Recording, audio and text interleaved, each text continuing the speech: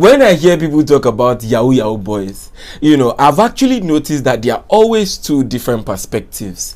And what are those two perspectives? There is always this woke perspective that usually say, well, there was a time that these white men actually came to Nigeria and then they stole our things and stuff like that. So what Yahoo boys are actually doing is making sure that they get our things back. They are not stealing it. We can't steal what is yours. And in my head, I'm like, You mean this way they talk? And then there is this other perspective from who are always like, well, you see, when it comes to stuff like that, you are stealing and it is against the word of God. You are a child of God and God is watching you. Remember, the Lord is watching you. On the judgment day, you will cry. On the judgment day, you will. Oh my God. But today, we are not talking about either of the perspectives. Actually, the Efcc, that's the Economic Financial Crimes Commission, the particular agency saddled with responsibility of catching Yahoo boys, so to say, have issued a warning that they are going to begin to start arresting landlords. And this has gotten the internet shouting, does the Efcc actually have the power to arrest landlord and sentence them to 15 years in prison, as Efcc has said? Well, that is what this video is actually all about. I brought out 3 lessons and 3 things that we can learn in relation to what Efcc had said, and we would actually know whether or not Efcc in fact can do what they are saying that they can do. At the end of this video, there are going to be 2 kinds of landlord. The first landlord that will go and tell all the boys that they are not sure whether or not they are doing Yahoo, they'll be suspecting them. Oh yeah, pack your load outside. And the second landlord, that regardless, they still get strong head. They know they listen, they know they hear word. I don't fear anything.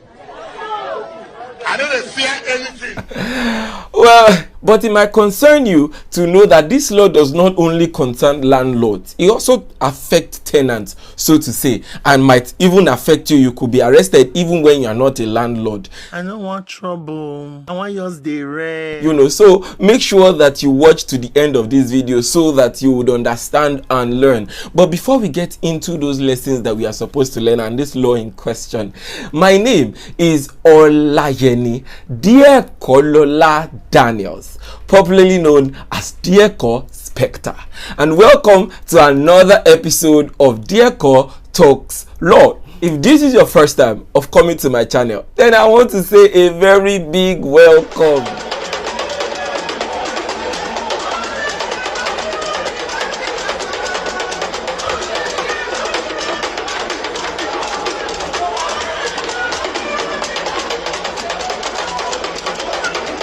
Yeah, that's my uncle, by the way. Adeleke, yes, that's my uncle. And yes, he's teaching me how to dance. Make sure that you click the subscribe button and make sure that you click the notification bell so that anytime I release a video of this nature, which is going to be of interest to you, you'll be one of the first set of people to watch, that particular video. Now, moving straight into what we are talking about today, can we actually say that the EFCC can arrest, charge, and the court can convict landlords or owners of property who have made Yahoo boys stay on their property? Can they actually do that?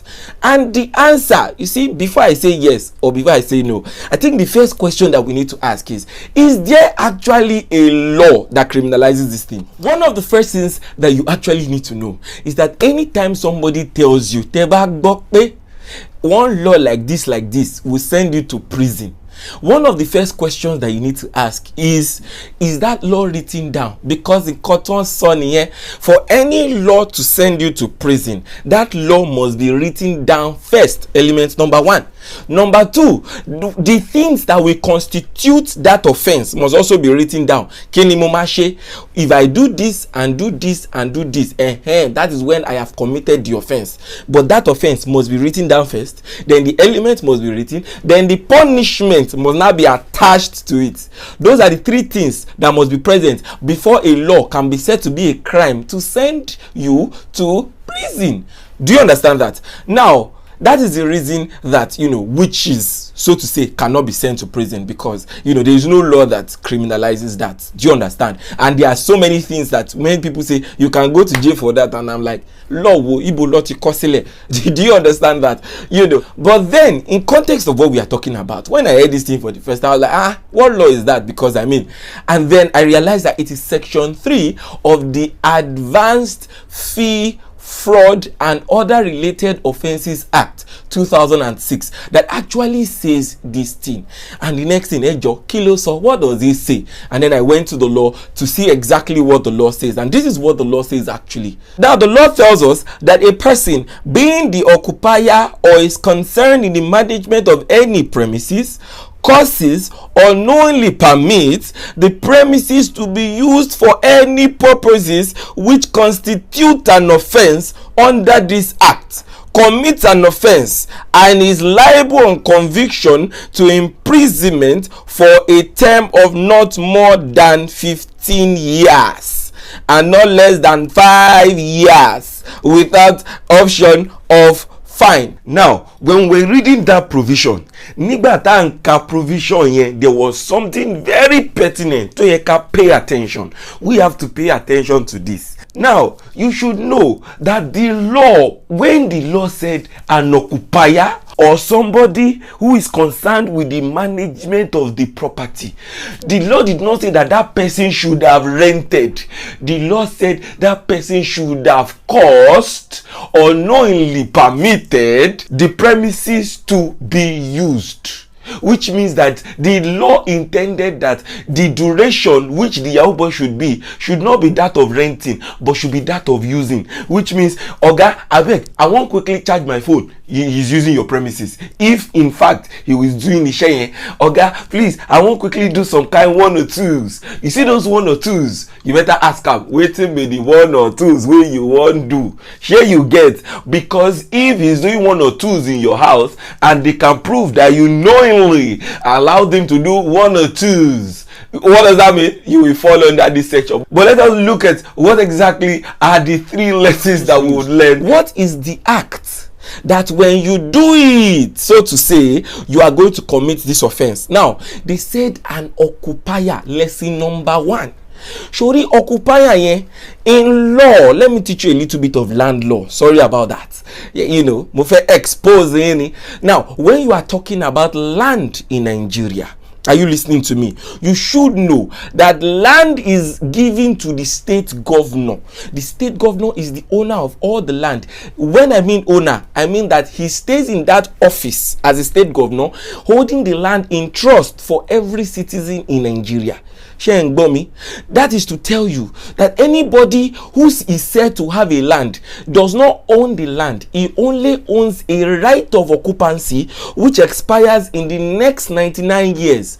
Now, I'm very sure you are wondering, but Dieko, what law could come in, my dear? Unnecessary, my dear, unnecessary. Because you need to understand that you see that owner of a right usually is called the owner of a property. Do you understand? However, in law, he is known as the owner of a right to occupancy. Now, you see that person is who we usually call landlord. Get? Now, that landlord then gives an occupier, in this case, a tenant, to stay on the land for like 1 year, 2 years, depending on the rent. Do you understand that? So what we need to understand here is that when they said occupier, if they meant landlord, they would have said owner of the land or owner of the premises. But look at what they said, occupier. You know that sometimes the landlord can also occupy his premises. He owns it and is occupying it. But do note that there is a difference between ownership and occupiership. There's nothing like that too, but just let you understand. Someone who occupies a land. In law, it is actually known as proprietary interest, whoever owns the land, and possessory interest, whoever occupies a land. Do you understand that? So as the tenant, you are known as an occupier. So toba je occupier benye, doesn't that mean that if you to je occupier tenant, you allow somebody come into your house and still do yahoo, you can still be arrested? Loma njebeke. Don't you understand? That is what it means. Because when you say occupier in this context, if they meant owner, they would have said what? Owner. When they meant occupier, you can be the landlord, you will still fall under it. You can be the tenant, you will still fall under it. You might not even be a tenant, but just somebody that they granted permission to stay on the land. Oh, how far? You dey school, abi? Okay, no problem. I have one land that around your school side. You can occupy it for the duration by which you are in school. And then, bam, you have the land. And, you know, if you bring somebody who does Yahoo, so to say, you can be arrested. Surely, now, you also need to know that the law said occupier or someone concerned with the management of the property, which means that caretaker or developer or somebody who has management of the property, so to say, other than the landlord. It could also be the landlord. So other than the landlord, somebody who has management of the property can also fall under this section. So don't go and be thinking, okay, landlord they can only arrest. No.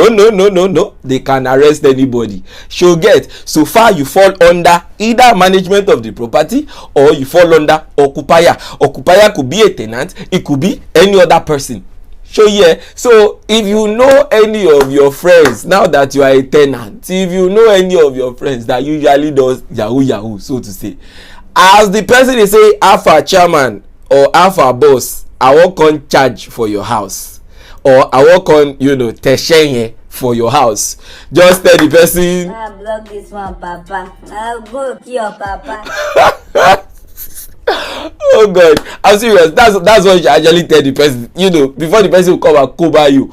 Or if the person usually comes to your house on a normal day, and then on this day you just enter the house and then you saw the person doing his work. This is what you should tell the person. The meaning of this? I said, what is the meaning of this? What am I doing in my room? I chase the person out of your house immediately.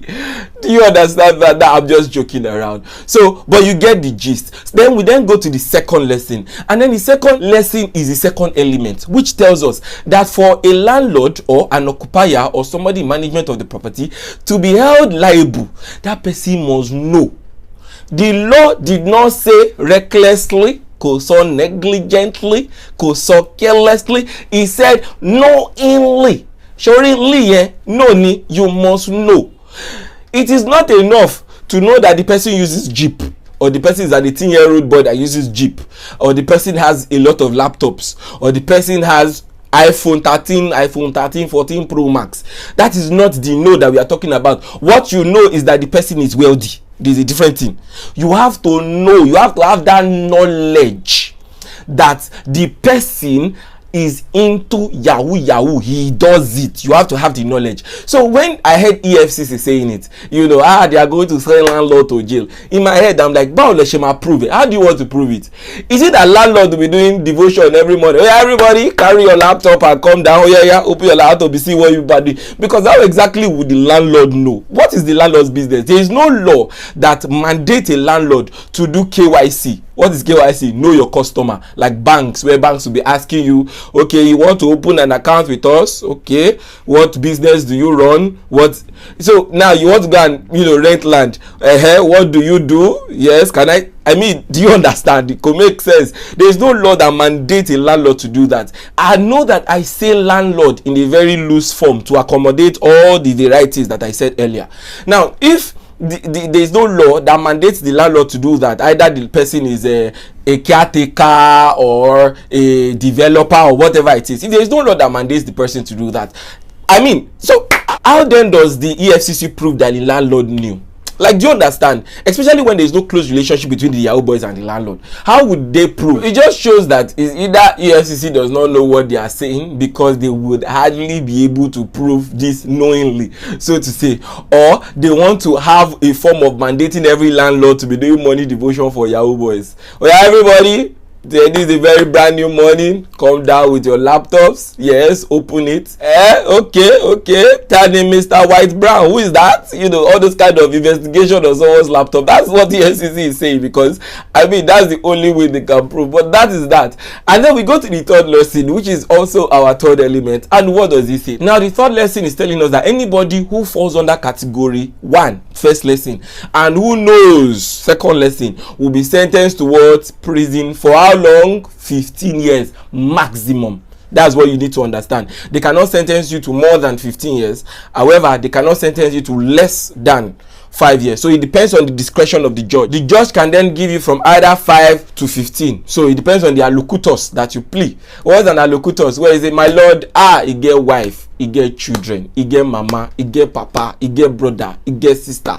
All these people, they depend on him. You know, all those kind of things. They told them you know, and grant it. So that's exactly is what we are talking about. So with that, we've come to the end of this particular episode. Thank you so much for watching to the end. Please make sure that you like, subscribe, and share. And also, I would like to know which one of the landlord are you right now. Are you the Ace?